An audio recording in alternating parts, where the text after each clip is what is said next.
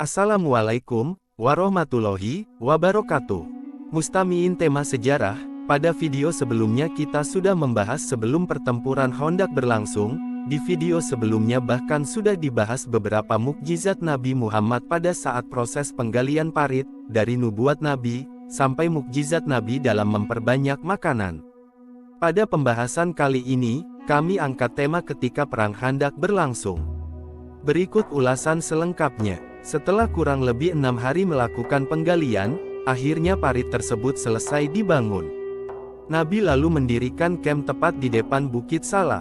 Tak lama kemudian pada tanggal 24 Februari tahun 627 Masehi, pasukan gabungan suku-suku Arab pimpinan Abu Sufyan yang berjumlah 10.000 itu sampai di kota Madinah.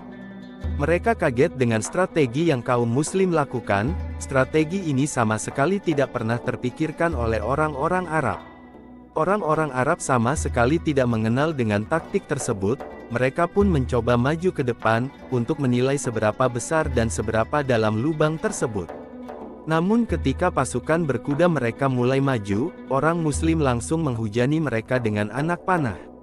Menghadapi kondisi seperti itu, pasukan koalisi tersebut akhirnya mundur. Pertempuran dilanjutkan dengan saling adu panah dari jauh, tanpa ada hasil yang signifikan.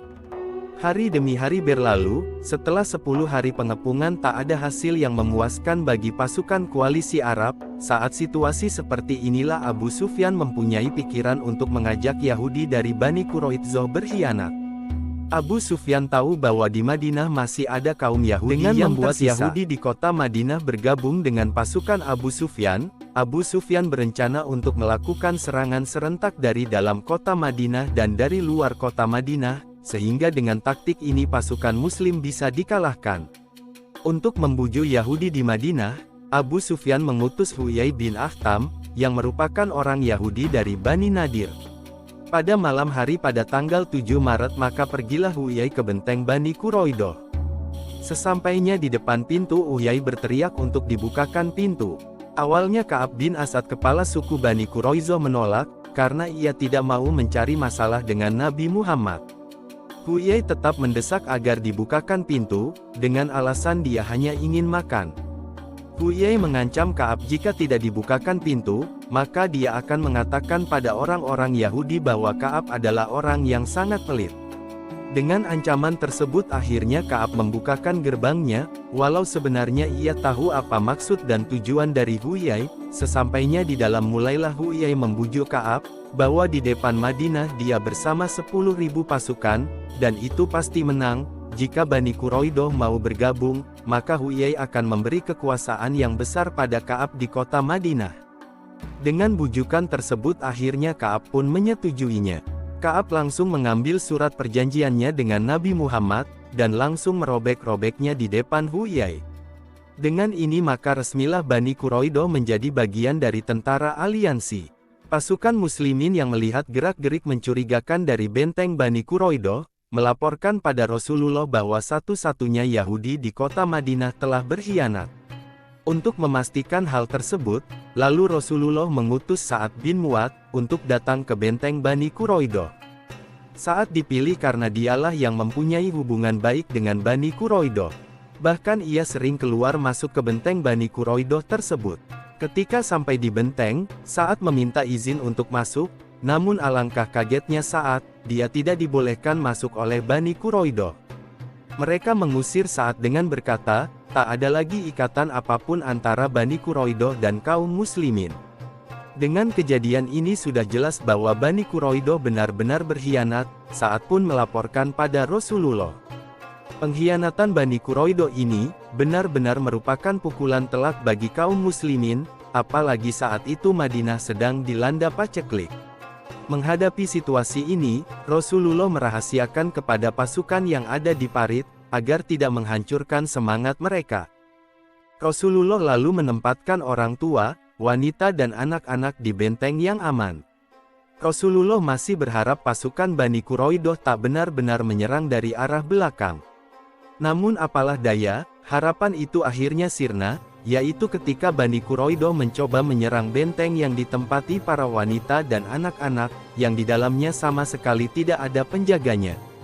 Insiden ini dikenal dengan Sofia dan orang Yahudi, karena pada saat orang Yahudi hendak menaiki benteng tersebut, dengan gagah berani Sofia yang merupakan bibik Rasulullah, memakai baju perang laki-laki, dengan tujuan agar orang Yahudi mengira bahwa benteng tersebut dijaga oleh pasukan Muslim. Singkat cerita, satu orang Yahudi berhasil menaiki benteng tersebut, lalu ditebaslah oleh Sofia hingga Yahudi tersebut tewas. Kejadian ini menyebabkan orang Yahudi mengira bahwa di benteng tersebut dijaga oleh pasukan Muslim. Akhirnya urunglah niat mereka untuk menyerang benteng tersebut. Setelah kejadian tersebut, Rasulullah mengurangi pasukan di Parit untuk membentuk pertahanan di selatan. Beliau mengirim 100 infanteri dan 300 kavaleri untuk berpatroli di selatan. Orang-orang di Parit melemah setelah mendengar berita pengkhianatan Bani Quraidah ini. Orang-orang munafik banyak yang kembali ke rumah mereka masing-masing. Akibatnya, pasukan yang ada di Parit pun semakin melemah. Namun di pihak pengepung, mereka juga tidak memiliki persiapan makanan yang cukup untuk melakukan pengepungan panjang. Pasukan aliansi akhirnya mendapatkan cara yang sangat potensial, yakni dengan cara menghentakkan ribuan kuda di sekitar Parit dengan tujuan agar terjadi longsoran yang mengisi Parit tersebut, sehingga lama-kelamaan Parit tersebut akan menjadi dangkal. Usaha ini sedikit demi sedikit membuahkan hasil. Parit yang awalnya dalam, lama-kelamaan menjadi dangkal, dan lebih mudah untuk dilewati, walaupun masih ada pertempuran panah yang sangat sengit. Keadaan ini membuat pasukan Muslimin semakin terjepit, apalagi di dalam terdapat Bani Quraidah yang berkhianat. Namun sebelum rencana tentara aliansi dan Bani Quraidah untuk melakukan serangan gabungan terjadi, pertolongan Allah datang, dalam bentuk seorang bernama Nuaim bin Mas'ud. Ia merupakan seorang petinggi dari suku Ghatafan yang memiliki hubungan baik dengan orang Quraisy maupun orang Yahudi. Nuaim terkenal sangat memusuhi orang Islam, namun pada malam hari, tak ada angin, dan tak ada orang yang sama sekali menyangka, tiba-tiba ia mendatangi Rasulullah dan menyatakan masuk Islam. Setelah itu ia pun menawarkan untuk membantu kaum muslimin. Rasulullah lalu meminta Nuaim untuk memanfaatkan posisinya saat ini, karena pada saat itu Nuaim masih dipercaya oleh pasukan aliansi, karena pada saat itu pasukan musuh tak ada yang tahu bahwa Nuaim sudah masuk Islam. Hal ini dilakukan untuk menghancurkan persatuan pasukan musuh. Nuaim pun menyanggupinya. Ia lalu pergi ke benteng Bani Quraidah. Di sana ia berusaha melakukan tipu muslihat. Ia menasehati Ka'ab bahwa pertaruhannya untuk memutuskan bergabung dengan pasukan aliansi sangatlah mahal, karena jika aliansi itu kalah maka mereka akan terancam oleh pasukan muslimin, sementara pasukan aliansi bisa pulang dengan aman. Nuaim lalu menyarankan Ka'ab untuk meminta 10 petinggi Quraisy atau petinggi-petinggi suku-suku yang bergabung di dalamnya agar bersamanya di benteng Bani Quraidah. Ka'ab pun menyetujui saran dari Nuaim tersebut. Setelah itu Nuaim pergi menemui Abu Sufyan dan menyampaikan kepada Abu Sufyan bahwa Bani Quraidah kembali berpihak kepada kaum muslim. Abu Sufyan kaget dan tidak percaya begitu saja, sehingga dia pun mengirim Ikrimah untuk memastikan berita tersebut. Pada malam hari tanggal 14 Maret tahun 627 Masehi, Ikrimah pergi ke benteng Bani Quraidah untuk mengajak mereka berkoordinasi mengenai serangan serentak yang akan dilakukan pada hari Sabtu. Namun respon yang didapat Ikrimah persis dengan apa yang dikatakan Nuaim. Ka'ab meminta 10 sandera dari aliansi sebagai jaminan agar mereka tidak meninggalkan kaum Yahudi. Ditambah penolakan penyerangan pada hari Sabtu, karena Yahudi dilarang berperang pada hari itu. Mendapati respon yang demikian, Ikrimah pun kembali ke kamp pasukan aliansi dan melaporkan berita tersebut kepada Abu Sufyan.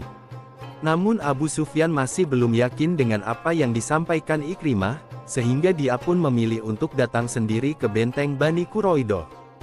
Jawaban orang Yahudi pun sama, mereka masih tetap meminta 10 sandera sebagai jaminan. Pada momen itu, maka termakanlah Abu Sufyan dengan tipu muslihat Nuaim. Dia yakin bahwa Bani Quraidah telah kembali mendukung kaum muslimin. Keesokan harinya, saat Abu Sufyan kebingungan dengan apa yang harus mereka lakukan, Ikrimah dan beberapa kavaleri lainnya mencoba menyeberangi parit yang sudah dangkal tersebut. Ikrimah pun berhasil menyeberangi parit itu. Di dalam pasukan yang menyeberangi parit tersebut, salah satunya ada yang bernama Amr bin Wud, yang dijuluki raksasa karena postur tubuhnya yang sangat besar, dan dia juga mempunyai pedang yang sangat besar, yang tidak dimiliki orang Arab kala itu. Ia juga terkenal sebagai jawara kaum Quraisy yang tak pernah kalah. Setelah mendarat raksasa itu berteriak lantang, "Saya akan menantang duel dari antara kalian, apakah ada yang berani?" Dengan tantangan tersebut, Rasulullah lalu bertanya kepada para sahabat, apakah ada yang mau maju? Semua sahabat tak ada yang menjawabnya, kecuali seorang sahabat yang tepat berada di samping Nabi, yaitu Ali bin Abi Thalib, namun Rasul menyuruh Ali untuk duduk. Tantangan kedua kembali dilontarkan oleh raksasa itu, kali ini dengan kata-kata yang lebih merendahkan, "Tak adakah di antara kalian laki-laki yang jantan?" Mendengar kata-kata tersebut Ali kembali berdiri, namun Rasulullah mencegahnya seraya berkata, "Ini Amr Ali, duduklah." Amr kembali melontarkan tantangan ketiganya, dengan kata-kata yang lebih menghina lagi, "Di manakah surga kalian yang katanya orang yang mati syahid akan masuk ke dalamnya, tak adakah yang berani melawanku?" Untuk ketiga kalinya Ali kembali berdiri, kali ini Rasulullah tidak mencegahnya dan merestuinya, dilepaskannya turban beliau, lalu diikatkan ke kepala Ali dan mendoakannya. Lalu Amr bin Wud bertanya, siapakah calon lawannya ini? Ketika tahu Ali anak Abu Thalib yang merupakan teman dekatnya, Amr bin Wud menolak bertarung dengan berkata, "Aku tak mau membunuh anak saudaraku." Namun Ali merespon dengan berkata, "Tapi aku sangat ingin membunuhmu." Mendengar jawaban itu Amr murka, ia lalu turun dari atas kudanya, ia lalu memenggal kepala kudanya, kemudian menyerang Ali dengan membabi buta. Duel dahsyat pun terjadi. Saking dahsyatnya duel, debu-debu berterbangan menutupi mereka berdua, sehingga para penonton pun tak dapat melihat dengan jelas apa yang sebenarnya terjadi. Dalam satu riwayat, entah bagaimana caranya, tiba-tiba Amr sudah terlentang di tanah dengan diinjak oleh kaki Ali. Seraya menyodorkan pedangnya, Ali menawarkan pada Amr untuk masuk Islam, namun Amr menolaknya dan meludahi Ali. Kala itu Amr mengira bahwa Ali akan membunuhnya, namun Ali pun berkata, "Aku membunuh musuhku karena Allah, bukan karena amarah. Perbuatanmu telah membuat hatiku marah, kembalilah ke golonganmu, aku tidak bisa membunuhmu." Namun Amr tidak bisa menerima kebaikan semacam itu, dia pun langsung berdiri dan mengambil pedangnya kembali, dengan secepat kilat, ia menghantam ke perisai Ali bin Abi Thalib, yang membuat perisai Ali hancur, dan sabetan pedangnya sedikit mengenai punggung Ali. Saat Amr ingin menghantamkan pedangnya untuk kedua kalinya, Ali dengan lebih cepat menghantamkan pedangnya hingga mengenai tenggorokan Amr. Dengan demikian tumbanglah raksasa jawara Quraisy itu. Robohnya Amr membuat Ikrimah dan kawan-kawan kalang kabut, mereka langsung buru-buru melompati kudanya dan kembali melompati parit untuk kembali ke kamp pasukan aliansi. Namun satu orang di antara mereka bernama Naufal bin Abdillah, tak berhasil melompati parit tersebut karena kudanya terperosok ke dalam parit. Zubair bin Awan lalu menghampirinya dan menebas batang lehernya. Segera setelah peristiwa itu, seorang panglima Quraisy, yang sebelumnya memporak-porandakan kemenangan kaum muslim di perang Uhud, memacu kudanya dengan cepat bersama pasukan yang ia bawa, dialah Khalid bin Walid. Khalid dan pasukannya lalu berhasil melompati parit tersebut. Ketika itu, terjadilah pertempuran jarak dekat antara pasukan Khalid dan penjaga parit kaum muslimin. Melihat pertahanan kaum muslimin yang sulit ditembus, Khalid akhirnya kembali ke kamp pasukannya. Usaha Khalid ini menjadi usaha yang terakhir dari pihak aliansi. 2 hari setelahnya benar-benar tidak ada aktivitas penyerangan. Keputusasaan menyelimuti pasukan aliansi, sejak rumor palsu, yaitu Bani Quraidzah yang kembali beraliansi dengan pasukan muslimin. Tak lama kemudian akhirnya bencana yang mengakhiri pengepungan datang. Pada malam tanggal 18 Maret tahun 627 Masehi, sebuah angin topan datang melanda kota Madinah. Dengan sangat dahsyatnya angin itu memporak-porandakan kamp-kamp pasukan aliansi. Mereka mencoba bertahan dari serangan angin tersebut.